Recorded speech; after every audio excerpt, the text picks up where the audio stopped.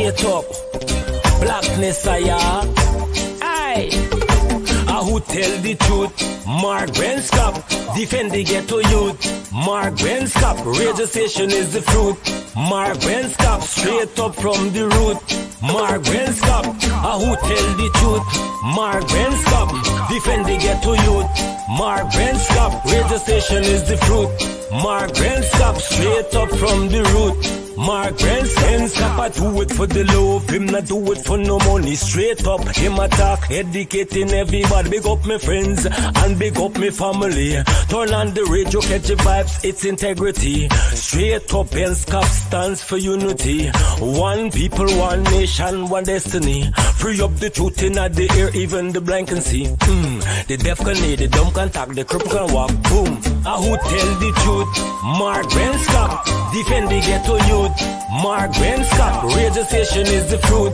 Mark Benskop, straight up from the root. Mark Benskop, who tell the truth? Mark Benskop, defend the ghetto youth. Mark Benskop, radio station is the fruit. Mark Benskop, straight up from the root. Mark Benskop, we have to gather wrong, grab a seat and sit down, pay attention. Education, liberation, we have to stand strong. Benskop upon the radio, lively up the program. Everybody call somebody and let them turn and tune and on the radio and catch the boom song. We boom it up already, we have to boom it up again. Expose and reveal him. Who tell the truth? Mark Benskop, defend the ghetto youth. Mark Benskop, radio station is the fruit. Mark Benskop, straight up from the root. Mark Benskop, who tell the truth? Mark Benskop, defend the ghetto youth. Mark Benskop, radio station is the fruit. Mark Benskop, straight up from the root. Mark Benskop, I do it for the love, him not do it for no money. Straight up, him attack, educating everybody. Big up my friends and big up my family. Turn on the radio, catch the vibes, it's integrity. Straight up, Benskop stands for unity. One people, one nation, one destiny. Free up the truth in. If you are looking to have your statutory declaration, affidavit of income, identity, damage or lost passport, lost license, tenancy agreement, agreement of settlement, power of attorney, last will and testament, and certification of documents, then you need to visit the Alistair Collins firm, located at the Kellyan Mall, 162 Lamaha Street in Georgetown, between Camp and Waterloo Street. Alistair Collins is a commissioner of oaths and a justice of the peace. Make certain you visit him or call for more information at 649-6410 or 685-6448 or 503-1451. And there's adequate parking available. Go down to the Alistair Collins firm and have all of your legal issues settled and brought to the fore. Alistair Collins firm. Contact them at Alistair Collins firm. Right about now, living in Guyana right about now, I am in Guyana no more. I think I go go, and yeah, me visa, and I go fly out, and I go to Burmese, and I go relax me because I am in Guyana no more. I am in Guyana. I got making the short video for send to you and the viewers and listeners. I'll know we punishing in Guyana, punishing. Rice gone up, sugar gone up, flour gone up, cost of living just gone up, gas gone up from 3,400 to 3,800. Real hungry days under this installed PPP government. Real hungry days we gone back to. Guyanese, oh, real hungry days, real hungry days.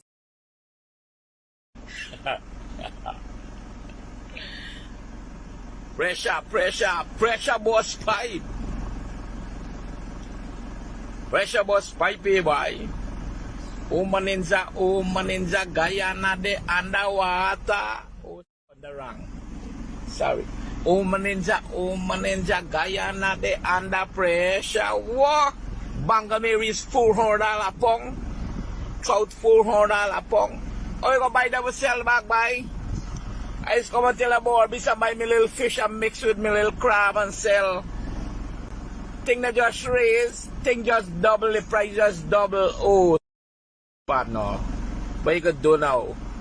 You don't squeeze out the juice for the Chinese people. The beer hawks left, what you could do with the orange? Source. Okay, well, Maybe the Chinese company that did not get the agreement that they wanted here, maybe they're the ones who told you, or it could be just a fictitious thing. Okay, well, let's talk about specific individuals. What is your relationship with Mr. Su Jerome? So my relationship, nothing. He's a tenant in my place. Yeah. And he's a good friend of yours? Yes.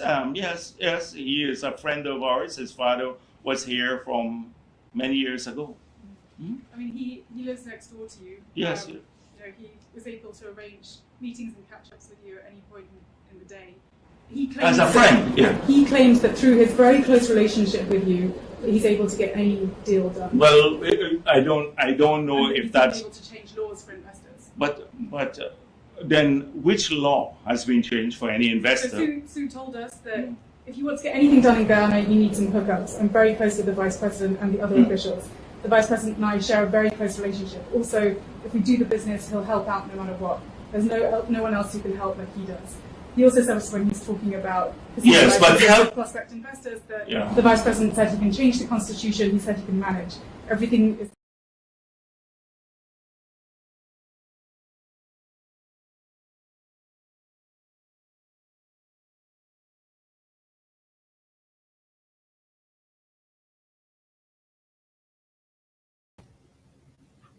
All right, good evening. It's the 19th day of December, 2022. Just a few more days, and that's it. We're out of 2022 and into 2023.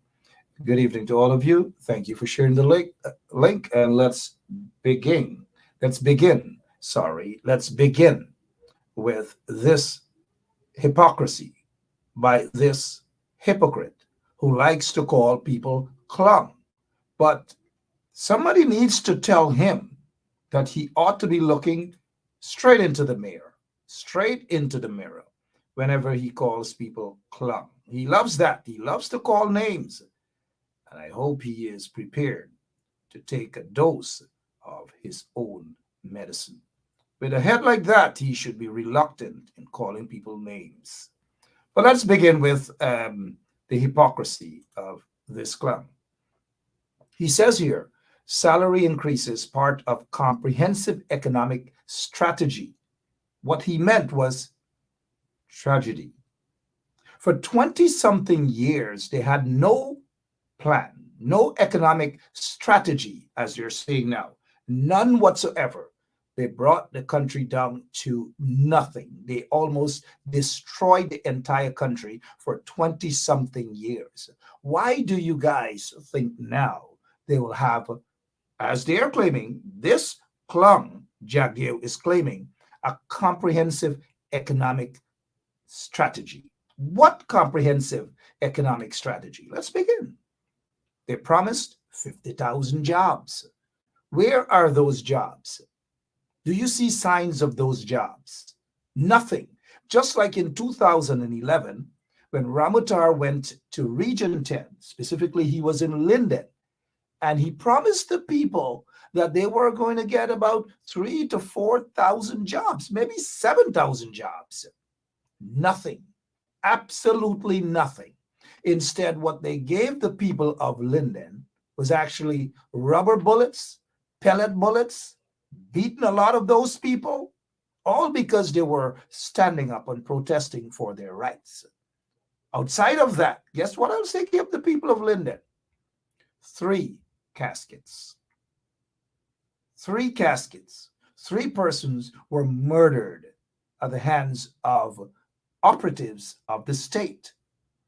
A commission of inquiry was held, and obviously they stopped short after spending hundreds of millions of dollars for a commission of inquiry. They stopped short of saying, hey, the police was actually culpable. They were responsible for the deaths of 3 persons, Of course, the state compensated the people, but the compensation wasn't sufficient. They just barely gave a couple $100,000 Guyana dollars for someone who lost their life. It wasn't until the coalition got into office that it was corrected. That injustice was actually corrected in the form of proper and a decent compensation. Well, no amount of compensation, monetary compensation, would be able to replace those who lost their lives at the hands of a vindictive, corrupt, racist PPP regime back then. The very regime is back in office now. We're seeing traits of the very old tricks. And so when Jack Dale comes up and he makes this sort of statement about salary increases, part of comprehensive economic strategy, the question is, what strategy? What economic strategy? Many of you will remember it was Lincoln Lewis who started this economic genocide that the PPP was practicing when they were in office, when this guy was the head of state. Economic genocide in Guyana. Now, suddenly, they're talking about comprehensive economic strategy. Good evening. My name is Mark Benchop, and welcome to Straight Up. Thank you for sharing the link. Thank you for spreading the word.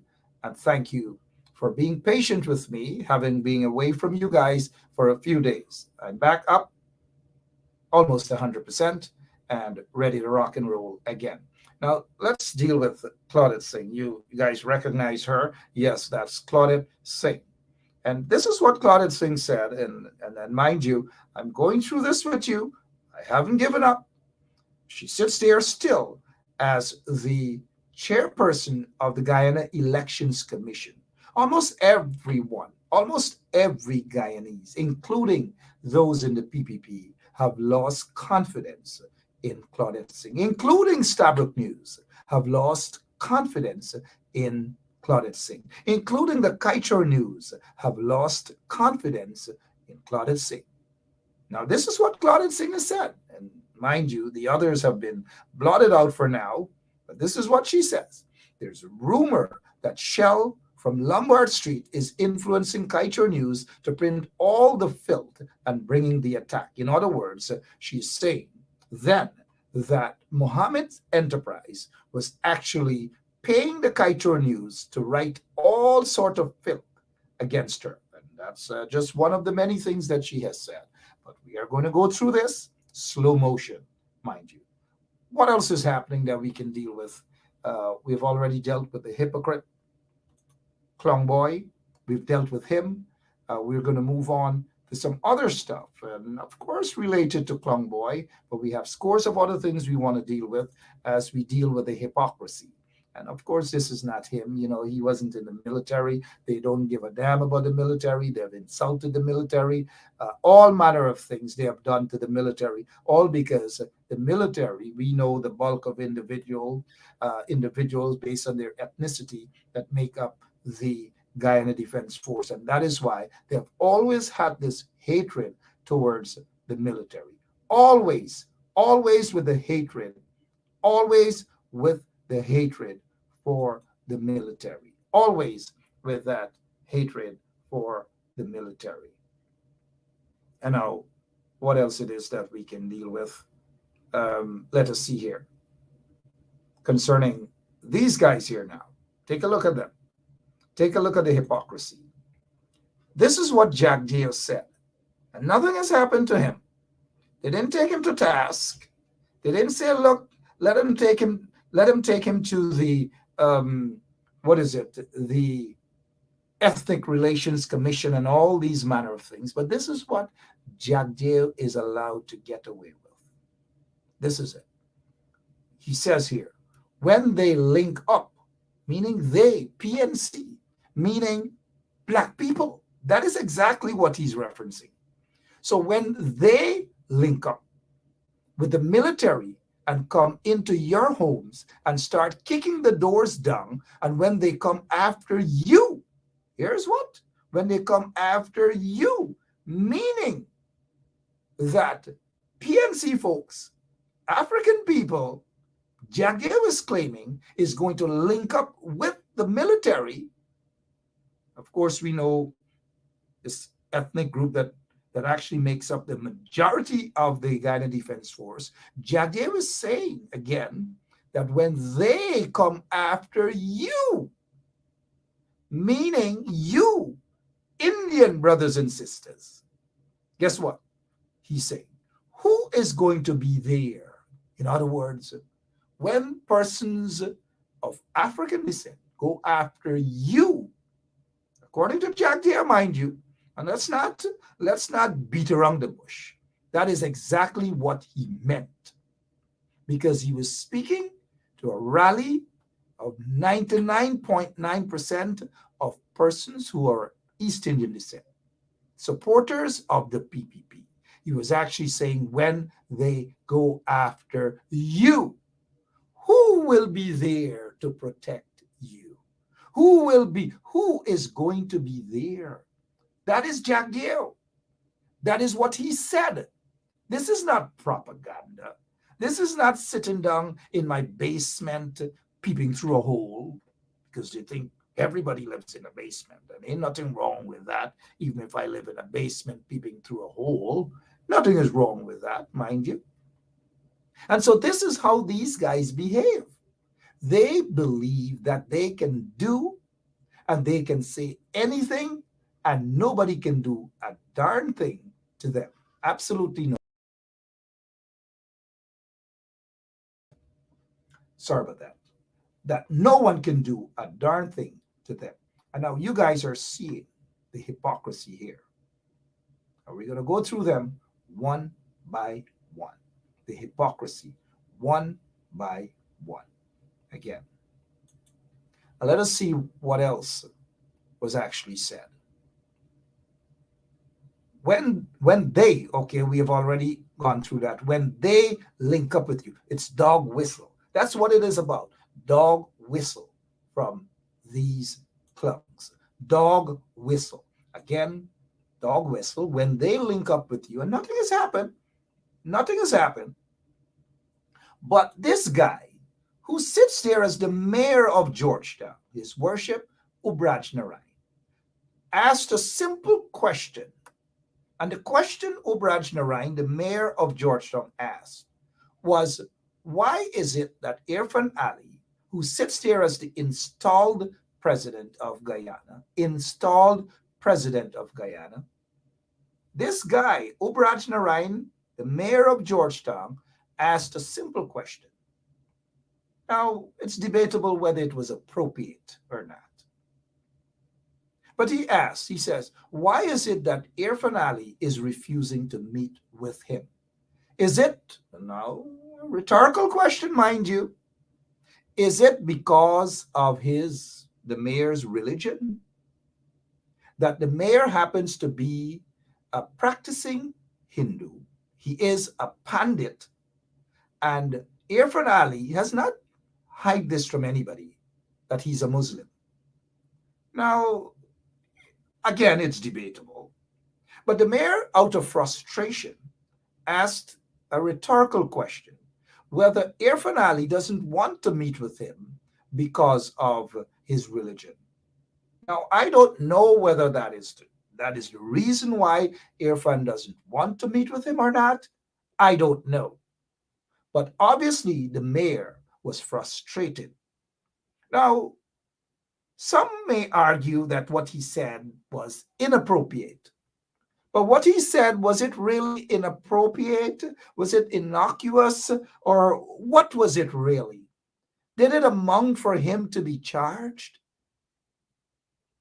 What he said, should the police have invaded his office and arrest him for saying something like that they consider to be incitement?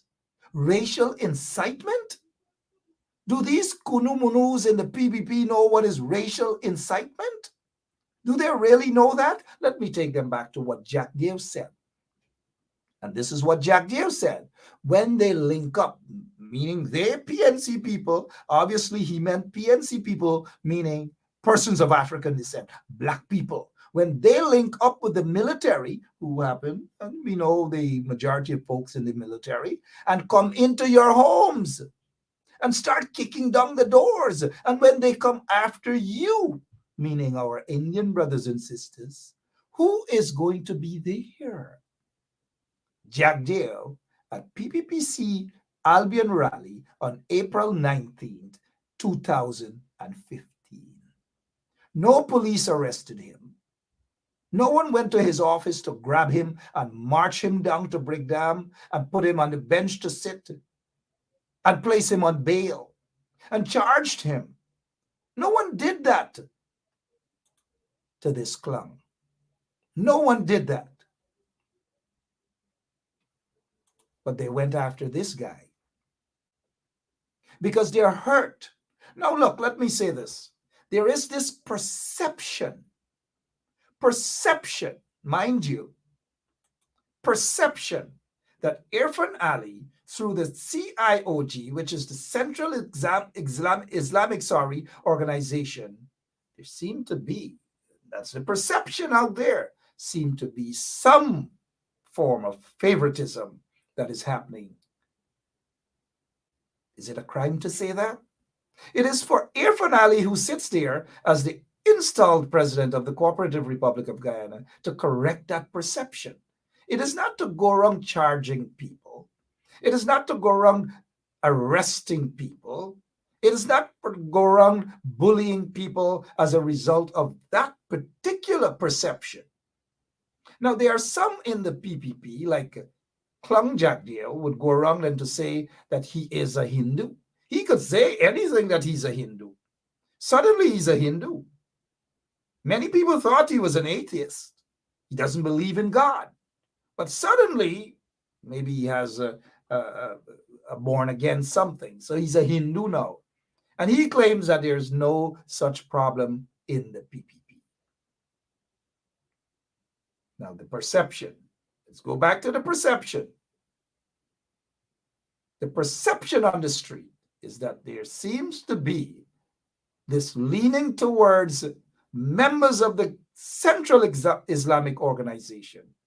Again, it is up to Irfan Ali to correct that perception.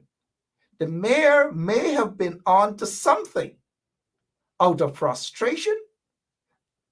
The mayor was probably hearing things because, again, the perception is out there. Take a look around, understand, and read between the lines where I'm coming from. Because, you know, these guys in the PPP are so sensitive that they get so touchy on subjects that are very touchy and things that they are possibly guilty about. We know how they feel towards persons of African descent. We know the obvious and blatant discrimination against persons of African descent. We see that every day. It happens with the awarding of contracts. And then they're going to run out now and they're going to give a couple of individuals, African persons, little crumbs in order to pacify the African Guyanese community. But that is not sufficient. Again, the perception. This guy, His Worship the Mayor of Georgetown, could possibly be onto something. We don't know as yet. But again, it is what it is. This mayor was arrested. He was arrested because the PPP, those Looney Tunes, those clowns in the PPP at Freedom House and at Office of the President were obviously upset. And their blood-sucking friends in the Private Sector Commission were also upset for obvious reasons. They got to be upset. They got to pretend that they're upset, again, for obvious reasons.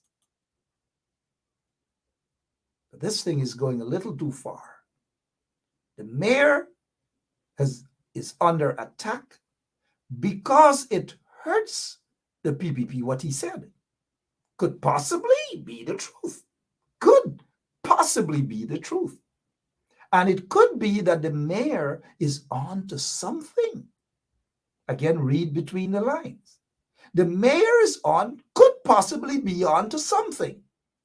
And now we've heard from the president of the Dharmic Sabha, who is the president, of course, of the Dharmic Sabha, I believe it is, Dharmic Sabha, who is also a minister within the installed PPP regime,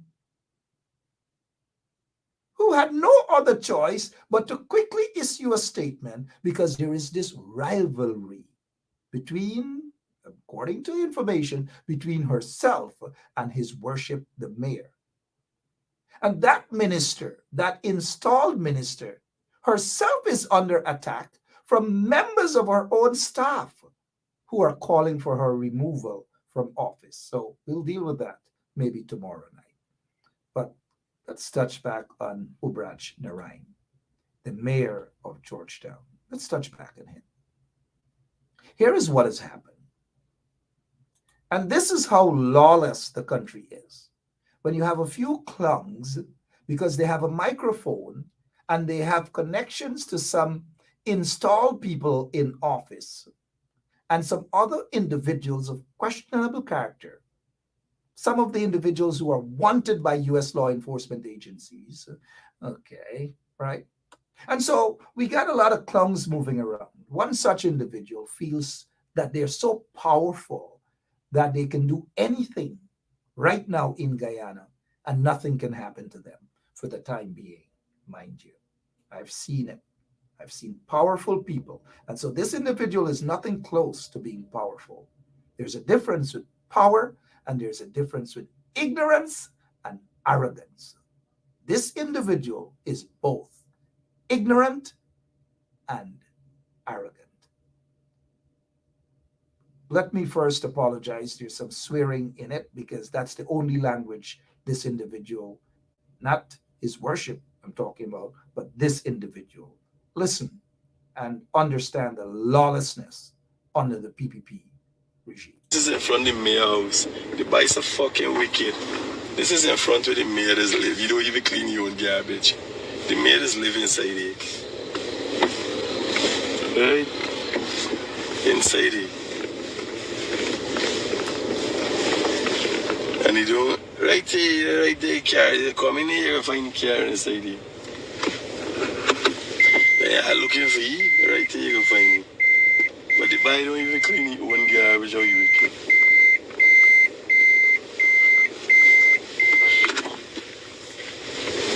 Auntie, what happened to you?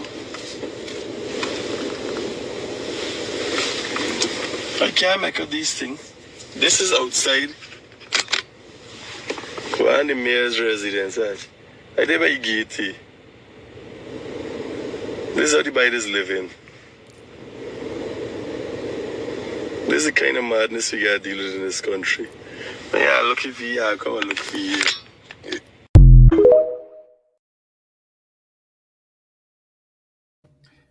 All right, dotish individuals, we know that. The mayor is currently under a lot of death threats. He has been receiving a lot of death threats as a result of that clown show that we just saw. Lots and lots of death threats, and that is how the PPP operates.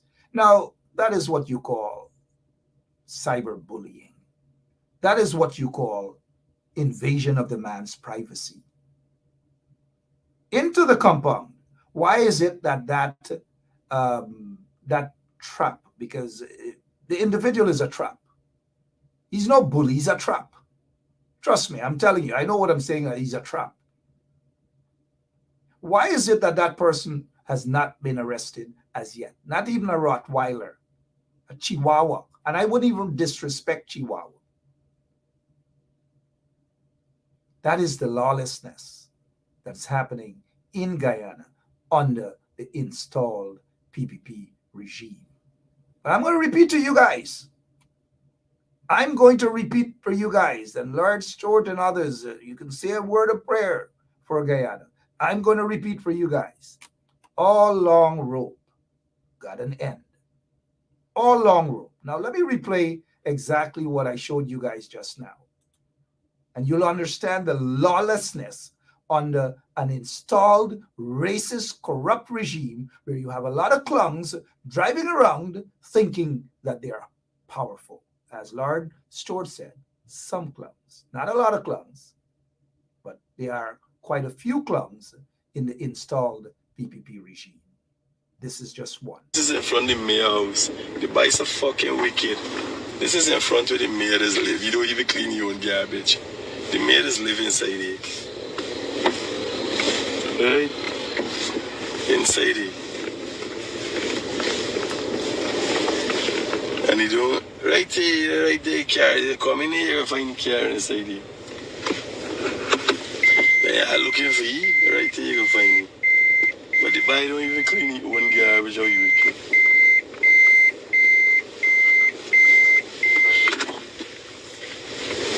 Auntie, what happened to you? I can't make up these things. This is outside. One of the mayor's residence. I live by gate. This is how the biders live in. This is the kind of madness we gotta deal with in this country. Yeah, looking for you, I'll come and look for you.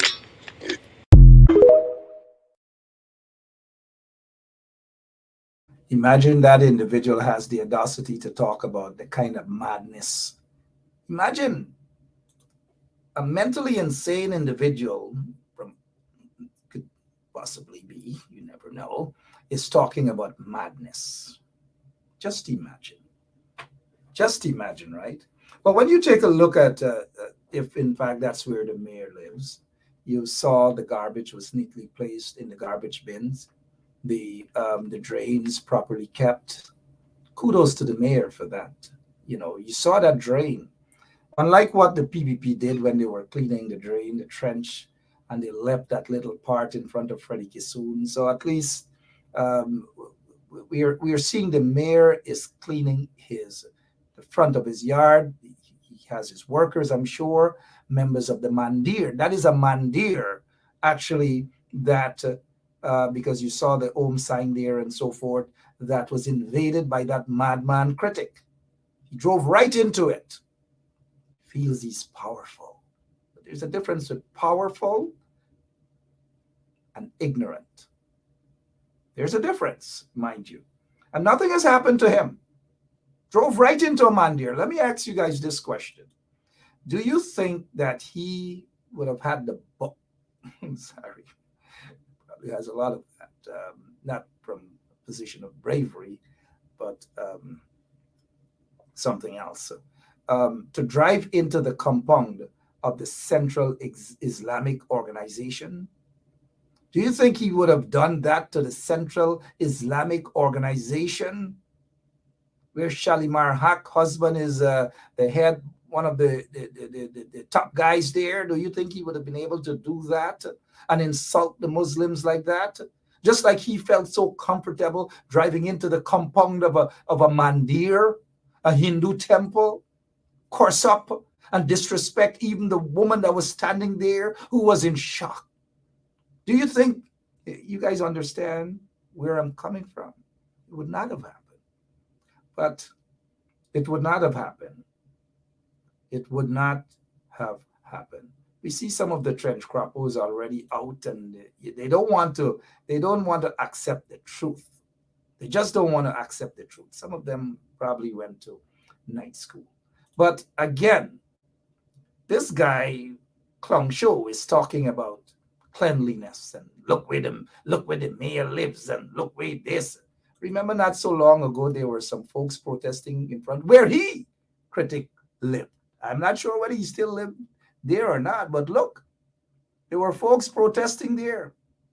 I recognize Melly Mel and others protesting when he insulted persons of African descent. Now, again, I'm saying all long rope got an end. At some point in time, the rope got to end. This guy has absolutely no right to talk about how people live. This is how he lived. Look in front, look the parapet, look the bridge. And when you compare that with where the mayor lives and at a mandir, that's a mandir, compared to where this guy lived. Look. Well, of course, he came out and he had to talk to people. Look at where he lived. Just look at the condition, guys, and understand. These guys are crazy. Absolutely crazy, my friends.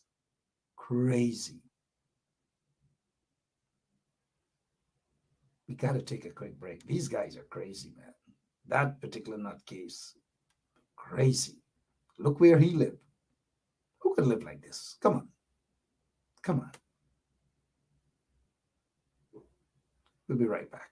Hello, this is attorney Shellen Washington, owner and founder of the Washington Law Firm, located at 455 Utica Avenue in Brooklyn, New York. We're specialized in medical malpractice, personal injuries, matrimonial law, and landlord and tenant. If you're in need of legal representation, please give us a call today. The number to call is 718-877-3100. Consultation is free at no cost to you. So call us today to see if we can be of any assistance to your legal needs. Again, the phone number to call us is 718-877-3100. All right, let's move on to some other stuff. I just pointed out the hypocrisy. At least these brave folks were able to go in front of his where he lived because before he get through the little raise where he lived. And so you've got to give him the award for tonight. He deserves it. He worked for it.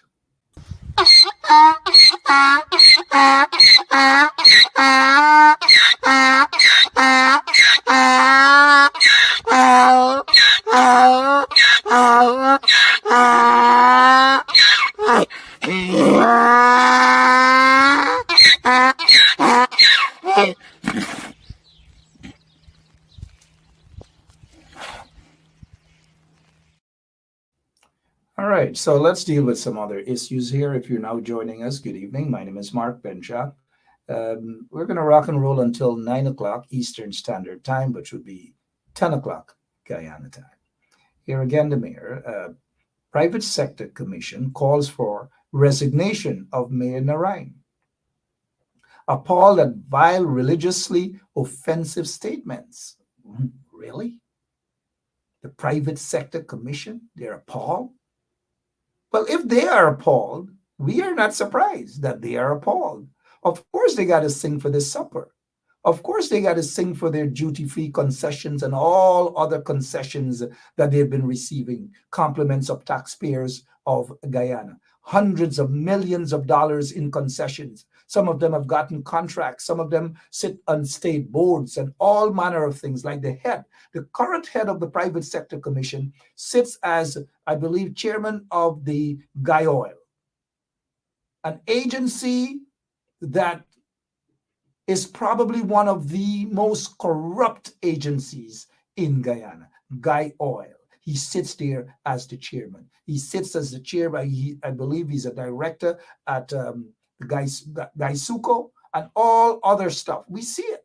And so we understand why the Private Sector Commission calls for the resignation of the mayor. Anything people in the opposition do, guess what? The Private Sector Commission, an arm of the PPP, a business arm of the PPP, will come out in defense of the PPP. They have no other choice. Now let's go back to during elections time. This guy, Paul Chung, is actually the chairman of the Guyana Private Sector Commission. He is said to be a close friend of the installed president. This is what he said. So you don't expect anything better from these guys. The PNC cabal, when will you guys come clean to this nation? Fraud is fraud. Let's speak out about Mingo, verified fraud or shut up. God in heaven knows what he's trying to say there, right? He is the chairman of the Guyana, the Private Sector Commission. He's also chairman of the board for Guy Oil. He's also, I believe, mind you, a director at GECOM. And this is how these guys get their monies. So do you, for a second, do you expect these guys to say anything better Do you really expect them?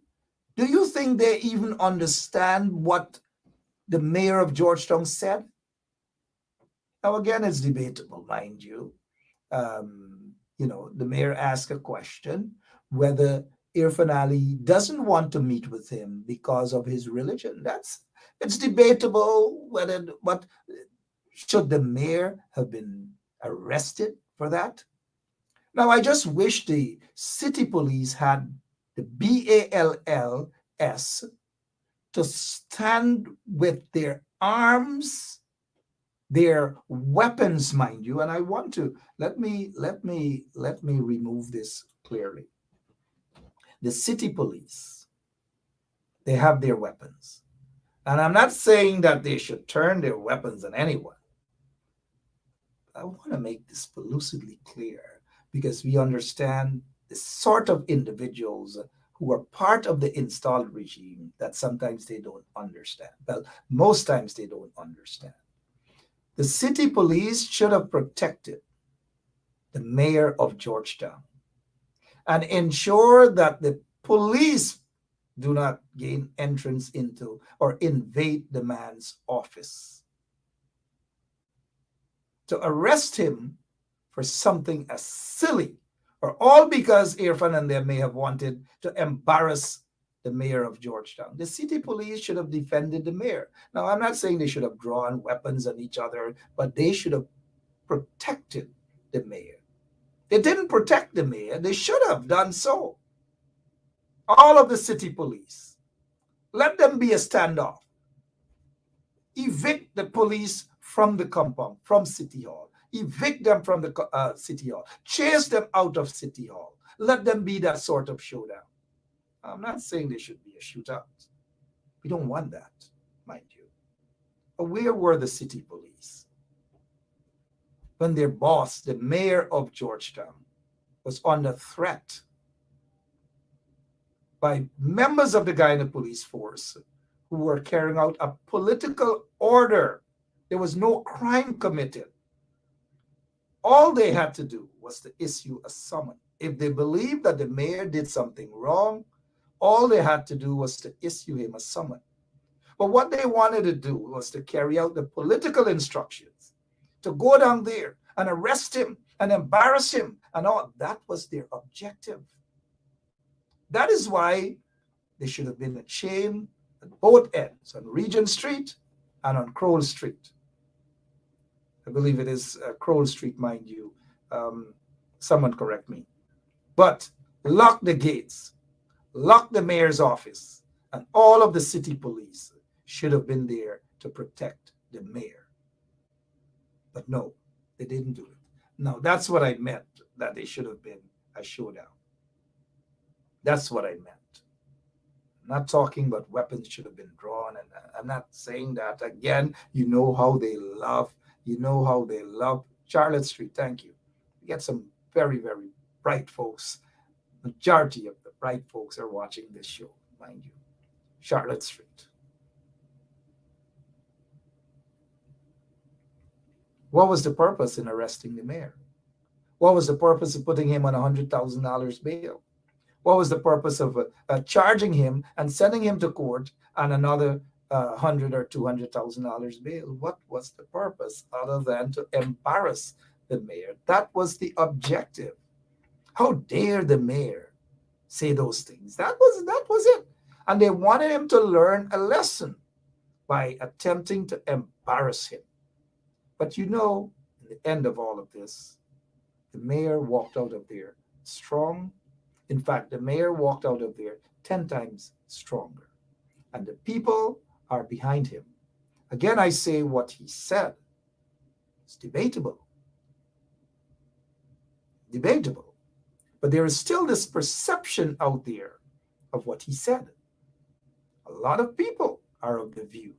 Maybe a lot of people would agree with what the mayor said.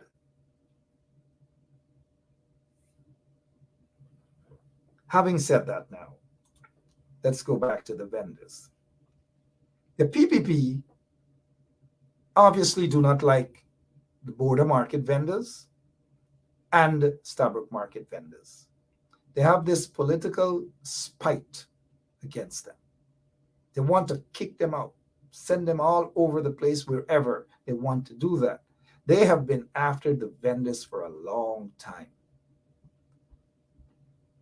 But not only them, it seems as though the vendor, politicians across the aisle, mind you, mainly the PPP guys, them, always go after the vendors. But during the coalition time, they also went after the vendors.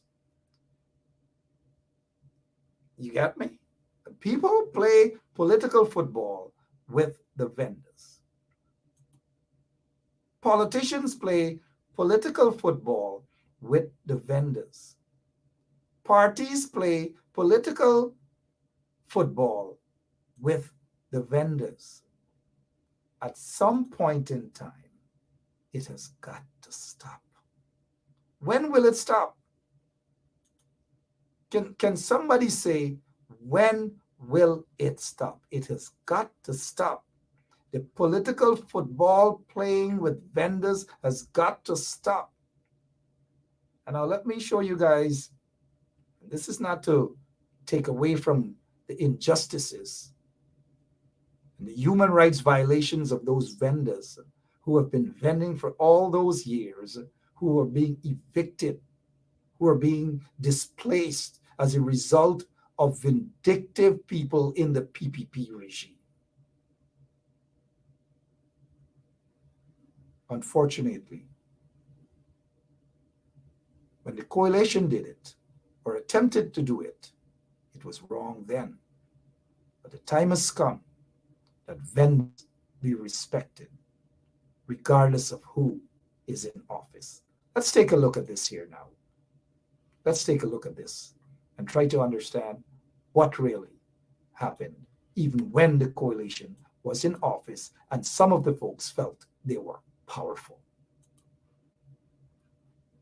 A group of border market vendors feels that City Hall is toying with them. They once operated on Border Street outside the former Bedford Methodist School building. That plot of land has been sold to a private developer. To facilitate the demolition, City Hall moved the vendors to avoid injury from flying debris. The demolition is done, but the vendors say that factors now conspire to deny their return. Mr. Rice and King Senna called us and he said, give the man 6 weeks to break and clean. And then they're going to put me back. In the meantime, we must sell by the vet.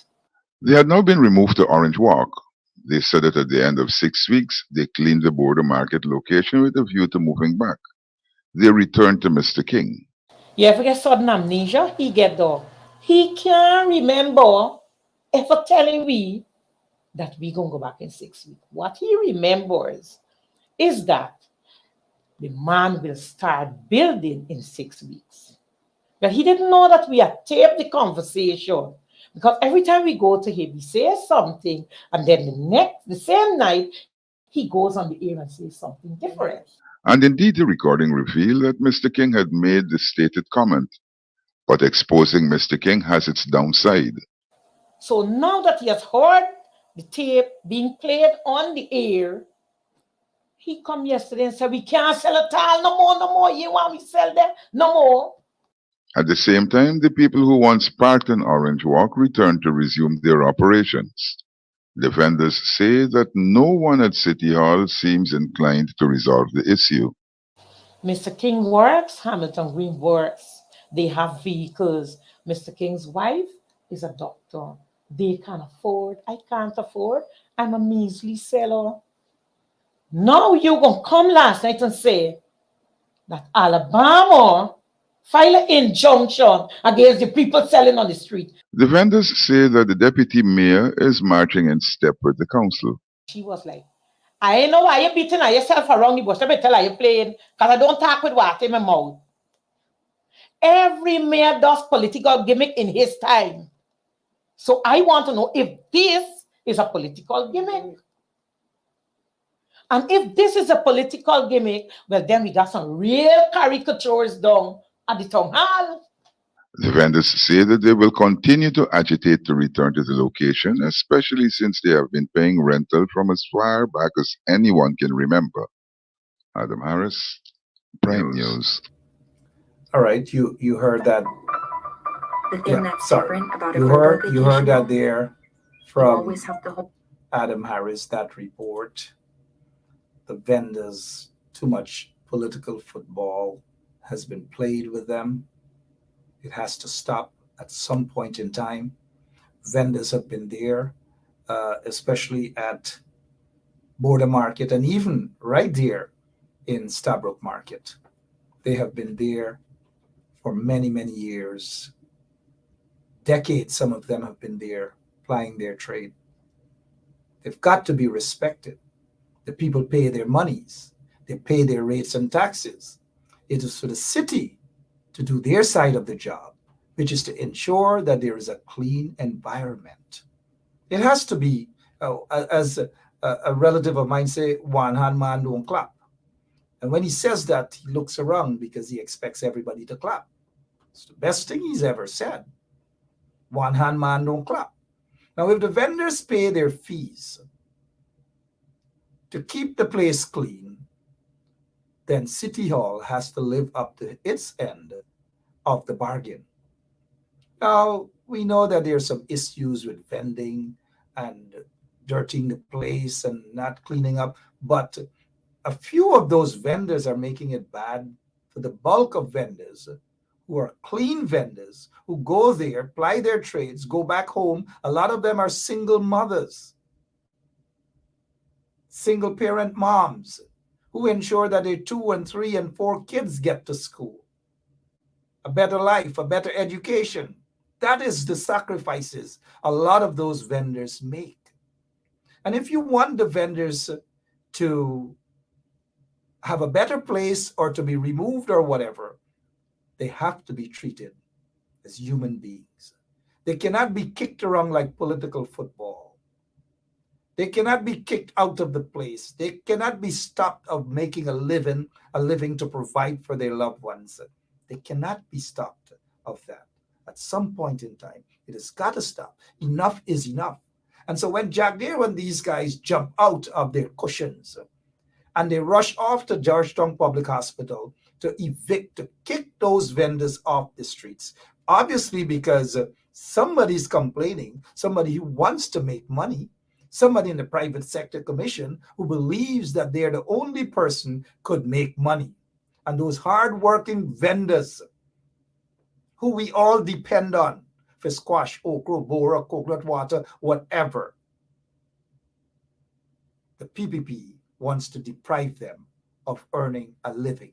What do they want those women to do? Do they want them to go around the cathedral?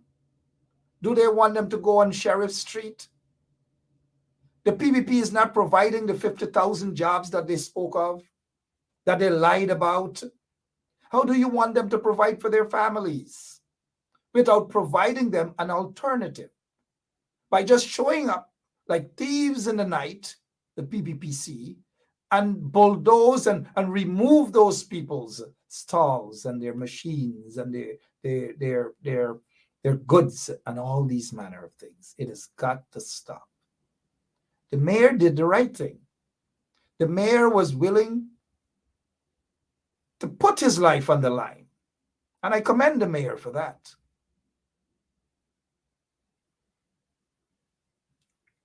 Enough is enough. The vendors have gone through a lot.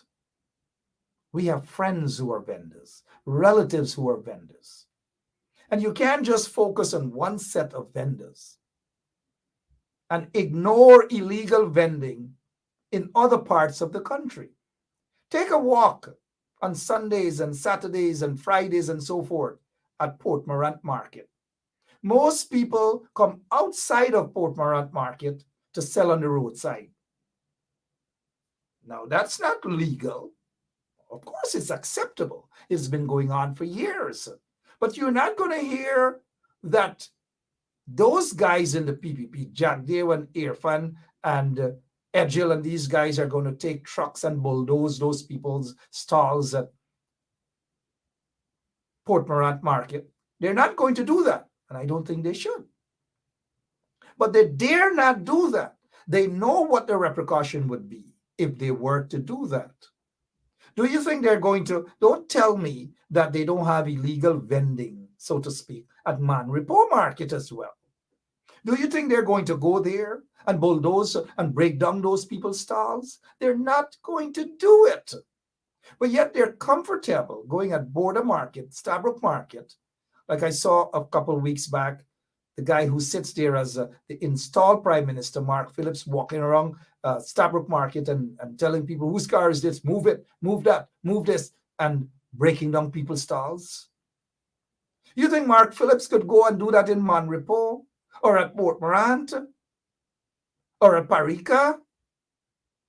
No, they're not going to do that. And so the question is, again, based on the perception and how they view persons of African descent, they feel comfortable doing these things.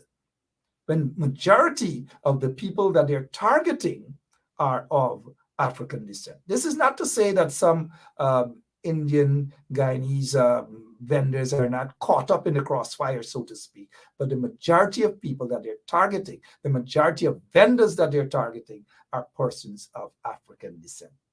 And it's a deliberate move to target these individuals. It is deliberate. They are carrying out political spite and vendetta against those individuals because the perception is majority of them support the coalition, if not PNC, some other small parties. And that's exactly why they do what they do. They're picking on the poor vendors, all because of their ethnicity. Again, the perception that that is what it is. But if they're really concerned about illegal vending, make it widespread. Do what you do in front of Georgetown Public Hospital. Go over to West Demerara Hospital. Don't tell me it doesn't exist there. Go to Port Morant Hospital. Don't tell me it doesn't exist there. Go to Skeldon Hospital. Don't tell me it doesn't exist there. Go to Mybe Curie Hospital. Don't tell me it doesn't exist there. Go to Suli Hospital. Don't tell me it doesn't exist there. But you want to go to Georgetown Public Hospital. Isn't it obvious why? It's pretty obvious. And I don't have to spell it out to you guys because it is so obvious. It's blatant what this installed regime is about. And we're looking at the time, 58 minutes after. 58 minutes after. 58 minutes after. I want to touch on this issue. State House shooting. They're calling it a State House shooting. And they wanted this narrative to spread wide and far, that it was actually, according to the PPP folks, the incident at State House. They want people to believe that there was some sort of conspiracy. And of course, whenever there's a conspiracy, they love to point fingers in the directions of the opposition and opposition supporters. And this is where this was heading. Until they realized that it is not going to stick. Because this had absolutely nothing to do with this individual who, according to the police, attacked a presidential guard at State House. It has nothing to do, absolutely nothing to do with any conspiracy. It had nothing to do with anyone wanting to attack Irfan Ali or anybody. Nothing whatsoever. And so they realized that they cannot sell that. They packaged it and they attempted to sell it, but they realized that they can't sell it. And now let me break this down for you guys. But before I do that, I wish the Presidential Guard a speedy recovery. I honestly do wish him a speedy recovery. I wish the guy who they claim attacked the Presidential Guard a speedy recovery also. Because we have to get to the bottom of this. Am I optimistic that we will get to the bottom of this? No. Because according to the report we keep getting is that the alleged attacker is in the ICU. And I already get the impression. I hope he survives. Don't get me wrong. I'm not calling death on the brother, but I hope he survives. Just like I want the Presidential Guard to survive and a speedy recovery. But in the next 48 hours, if the alleged attacker doesn't pull through, then that's it.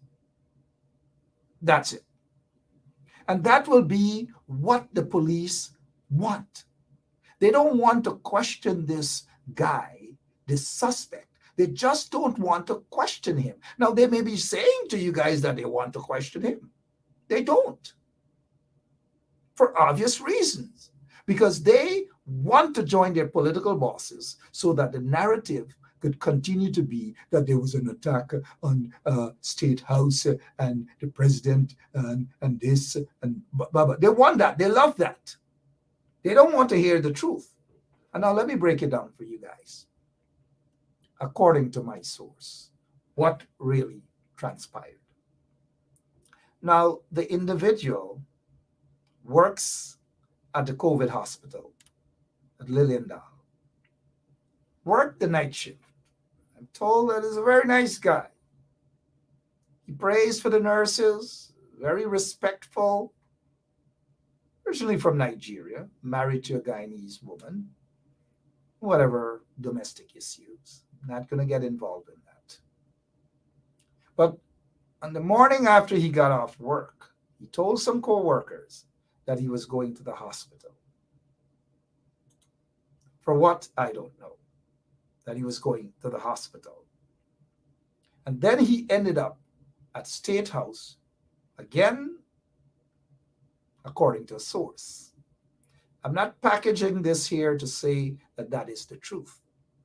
If he does recover, then he will give the police a story that is similar to what I'm saying to you guys here. Because I've heard this from several sources, that on the morning that he got off work, he said he was heading to the hospital. He wasn't well. He didn't say that, but you can only head to the hospital if you're not feeling well. And then ended up at State House, allegedly to confront someone there over an issue with his wife, according to the information. He wanted to relay to Irfan Ali allegations of a presidential guard, allegations, mind you, of a presidential guard getting involved in his domestic affairs. That is all. There was a confrontation. Whatever happened, we would love to hear his side of the story. What happened? But all I can say to you guys, it wasn't an attack on State House. That is what those PPP folks want to spread. They want you guys to believe that. But if the brother recovers, he would be able to tell you the truth, resembling what I just said to you there. But it is my opinion that there are those who are in the corridors of power who do not want this guy, the Nigerian national, to survive for obvious reasons. The police do not want him to survive. I hope he survives. It's thin, but I do hope he survives to tell his side of the story. It will be interesting. Now, I hope that, because under the PPP regime, especially when Leslie Ramsamy was the Minister of Health, a lot of folks died at the Georgetown Public Hospital under questionable circumstances. I hope that this suspect is not one of those individuals who would end up dying under questionable circumstances, so that the story of the State House shooting will not be told. The true story of the State House shooting will not be told. I am not that optimistic that the young man will survive. I am not optimistic. But I do hope again, regardless of how I feel, based on how the PPP operates, I'm not optimistic that he's going to survive. But again, I'm not calling death on him. I hope he survives, but I'm just not optimistic, knowing the sort of individuals that we're dealing with who are in power, albeit through questionable circumstances they're in power. Somebody has mentioned Kazerki. This guy, Kazerki, his name, Mark Kazerki. Well, not Kazerki, but his name is Mark. They call him Kazerki. He died under questionable circumstances at the Georgetown Public Hospital after he was charged with the death, the murders, I believe, of the two Bacchus brothers, Shafiq and the other Bacchus. The Bacchus that went to the U.S. Embassy and gave them a bunch of information, went to the PNC then leader Robert Corbin, gave them a bunch of information. Kazerki died after he was charged along with Sean Hines for those murders. He collapsed at the magistrate's court in Georgetown, and he never made it in prison. In fact, Sean Hines was the only one, along with Ashton King, they were the only two who made it to Camp Street. This guy took in, quote unquote, and then he went to Georgetown Public Hospital. Days later, he died under questionable circumstances. He was said to be part of a killing squad ran by then Minister of Home Affairs, Ronald Gottratch. Now look at this guy, Kazerki, and his weapons and so forth. He was the manager for a wine bar. It's called Aubrey's Wine Bar. Aubrey's Wine Bar. Somewhere there in Georgetown, not far from Camp Street Prison. Aubrey's Wine Bar. Mark Kazerki. Now, take a look at Kazerki. Do you recognize Kazerki? Take a look at Kazerki. Do you recognize Kazerki with Jagdeo at State House? And he's the guy, all right, you're seeing that dark-skinned guy on the left side of the screen, but he's the guy right next to that guy. And the dark-skinned guy on the screen happens to be Axel Williams' brother. And now you guys got to understand exactly what transpired during those days. But look where they are. State House, Mark Kazerki with Jagdeo. Mark Kazerki with Jagdeo at State House. I just thought I'd let you guys know this. Let you guys know exactly. We see a Kunumunu jumped on. Oh, the background picture is not from Guyana. Get out of here, man. Get out of here. These trench crappos. Get out of here. Get back in your basement.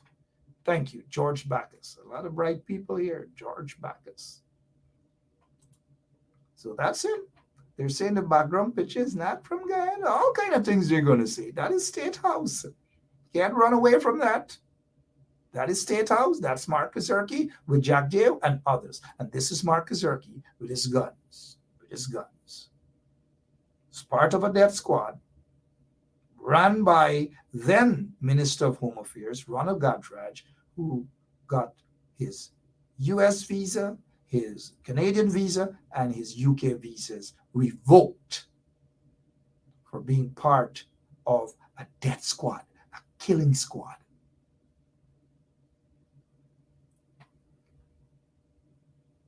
What else we can talk about before we go? Other than the fact, again, we wish this guy a speedy recovery. We wish them both, the Presidential Guard also, Telon Pereira, a speedy recovery as well. But the attacker, the alleged attacker, I don't know. The police don't want him to live. Senior members of the installed regime don't want him to live to tell his side of the story, what really transpired. What really transpired. They don't want the truth to be told. So keep an eye out for the news tomorrow. Don't be surprised if you hear alleged attacker succumb to his injuries.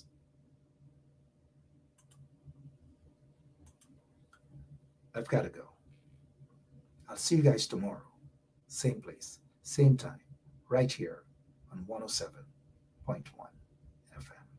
Pray for Guyana. Pray for Guyana. God bless you all. So long.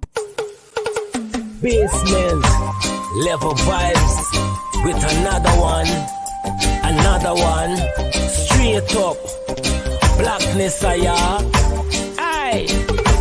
Who tell the truth? Mark Benskop, defend the ghetto youth. Mark Benskop, radio station is the fruit. Mark Benskop, straight up from the root. Mark Benskop, who tell the truth? Mark Benskop, defend the ghetto youth.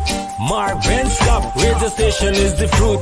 Mark Benskop, straight up from the root. Mark Benskop, I do it for the love, him not do it for no money. Straight up, him attack, educating everybody. Big up my friends and big up my family. Turn on the radio, catch the vibes, it's integrity. Straight up, Benskop stands for unity. One people, one nation, one destiny. Free up the truth in the air, even the blind can see. The deaf can hear, the dumb can talk, the cripple can walk. Boom. Who tell the truth? Mark Benskop, defend the ghetto youth. Mark Benskop, radio station is the fruit. Mark Benskop, straight up from the root. Mark Benskop, who tell the truth? Mark Benskop, defend the ghetto youth. Mark Benskop, radio station is the fruit. Mark Benskop, straight up from the root. Mark Benskop, we have to gather wrong, grab a seat and sit down, pay attention. Education, liberation, we have to stand strong. Benskop upon the radio, lively up the program. Everybody call somebody and let them turn and tune and on the radio and catch the boom song. We boom it up already, we have to boom it up again. Expose and reveal him. Who tell the truth? Mark Benskop, defend the ghetto youth. Mark Benskop, radio station is the truth. Hello, this is attorney Shellen Washington, owner and founder of the Washington Law Firm, located at 455 Utica Avenue in Brooklyn, New York. We're specialized in medical malpractice, personal injuries, matrimonial law, and landlord and tenant. If you're in need of legal representation, please give us a call today. The number to call is 718-877-3100. Consultation is free at no cost to you. So call us today to see if we can be of any assistance to your legal needs. Again, the phone number to call us is 718-877-3100.